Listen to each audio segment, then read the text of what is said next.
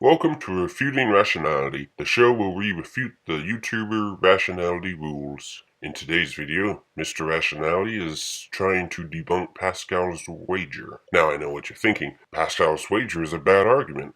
Let him debunk it. It's true that I don't disagree with his conclusion that Pascal's wager is a bad argument, but I disagree with his reasoning, and we will explore that in the next few minutes. In 1670, the French mathematician and Christian philosopher Blaise Pascal published a collection of theological work titled Thoughts, in which he put forward an argument that has since been known as Pascal's wager. Simply stated, Pascal's wager argues that you're better off believing in God, because if you're right, you stand to gain eternal joy, and if you're wrong, it won't make any difference whatsoever. Yet, on the other hand, if you don't believe in God and turn out to be wrong, you'll receive eternal suffering, whereas if you're right, it will make no difference at all. It's an argument that has remained very popular among apologists from many different religions. Hold on a second. While I'm not sure Islamists actually use Pascal wager, I will grant you that it's possible they may have. However, Zoroaster I never even heard of. I'm not going to bother looking into it. But Greek? You said yourself Pascal made his argument in 1670, long after Greek mythology was gone. There are no Greek apologists. Even so, I'm not sure it even worked with Greek apologists. But I don't know what Greek mythology says about the afterlife besides Tartarus, so moving on. Pascal himself was assuming that the God of Christianity, that is the God of his culture, was the one and only true God. Yet, if he had grown up in any one of 1,000 other cultures, he would have assumed the existence of any one of 1,000 other gods.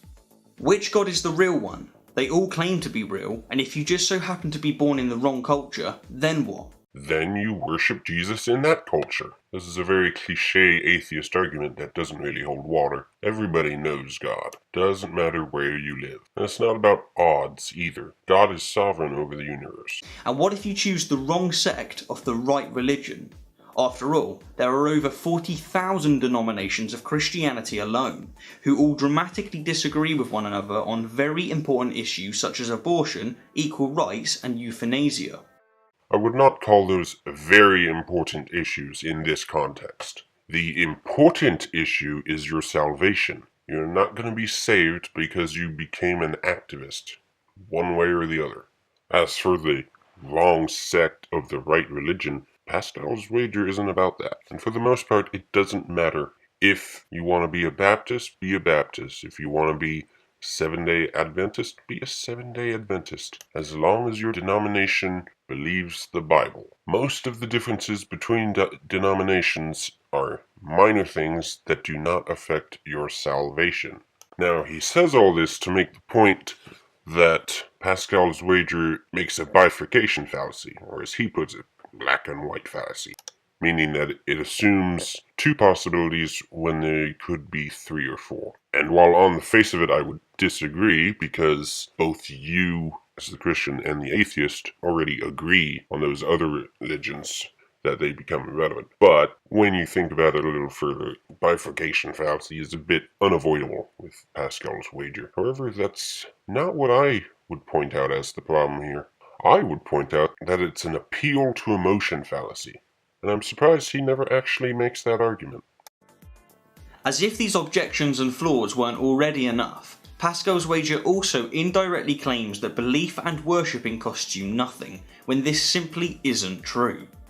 Most theistic religions demand a great deal from believers, from abstaining from alcohol, to praying several times a day, to not having sex before marriage. Seriously? That's what you call costs? Boo-hoo, I can't get DUIs anymore, or have sex before marriage. And I gotta pray? Seriously, this is the worst list of things he could have chosen for this. It also completely ignores the fact that Pascal's wager would be about the afterlife, not this life. If you don't think that abstaining from sex is a good price to pay for an eternity of joy, then I don't think you fully grasp how long eternity is. Jesus promised tribulation. Most of the disciples died pretty gruesome deaths, and we are promised tribulation as believers. And his go-to for the costs of believing is you don't get to drink alcohol and you have to pray. Also, as a Christian, you can drink alcohol. He's assuming Pascal's wager in some other religion, like Islam, which kind of contradicts what he said earlier, because he said Pascal's wager was a bifurcation fallacy, or black and white fallacy, whichever you like. But again, all those tribulations are in this life, not the next, which is what Pascal's wager is about. Pascal's wager assumes that people can choose what they believe, when this simply isn't true. Either something makes sense to you, to varying degrees, or it doesn't. For example, you can't choose to believe that the Earth is the shell of a turtle. Of course, it's true that you can expose yourself to the arguments and evidence that support this belief, if there is any, but you can't choose to wholeheartedly, 100% believe it's true upon will. In fact, those who claim that you can indeed choose what you believe are either mentally ill or they're lying. They're lying to you, they're lying to themselves, and ironically, they're lying to their deity. Well, looks like I actually cut that portion off a second too early. He was going to say deity. And it looks like he made a bifurcation fallacy himself. He says that people are either lying or mentally ill, completely ignoring the possibility that they're just uneducated. For instance, educated in the definition of belief, or believe. Let's start with belief, and see if any of the definitions fit something we can choose, or not. Belief, definition number 1. Trust or confidence. I can choose to trust. I can choose to have confidence. Confidence being confide, Latin for with faith. Number 2. A conviction or opinion. I can certainly choose my own opinion. Number 3. Something believed or accepted as true, especially a tenet or body of tenets. I can choose to accept something as true. Now we move on to the definition of believe. 1. To accept as true or real. I can choose to accept something as true or real. That is my choice. 2. To credit with veracity. I believe you. Clearly a choice. 3. To have confidence in.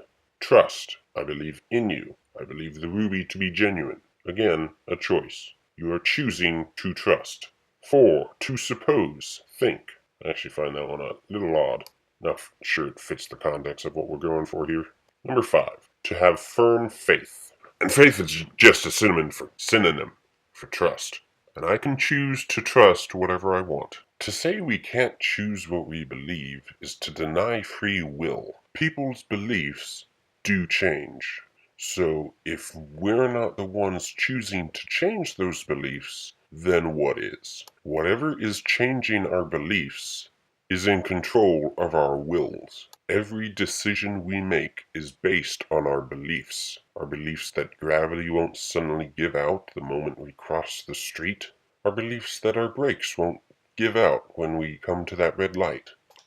We choose our beliefs based on the information that we have. The information we have does not choose our beliefs for us. If it did, we would have no free will, and any argument you make would be pointless.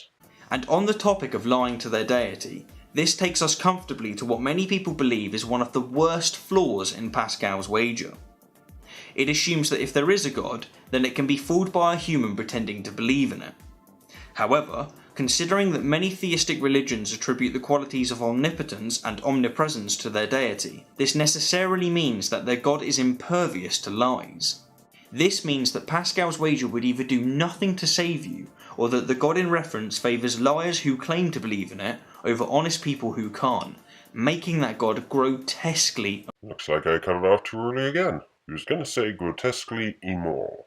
This is the closest he gets to making a good argument, besides the bifurcation fallacy. However, it relies on his previous premise that you can't choose what you believe, which I already disproved that one. On a side note, omnipotence has nothing to do with whether or not you're fooled by somebody lying. Omniscience, yes, not omnipotence. Don't know why he included that. That was just silly. But if we grant his premise that people can't choose their beliefs, then he would be absolutely right in this last argument of his.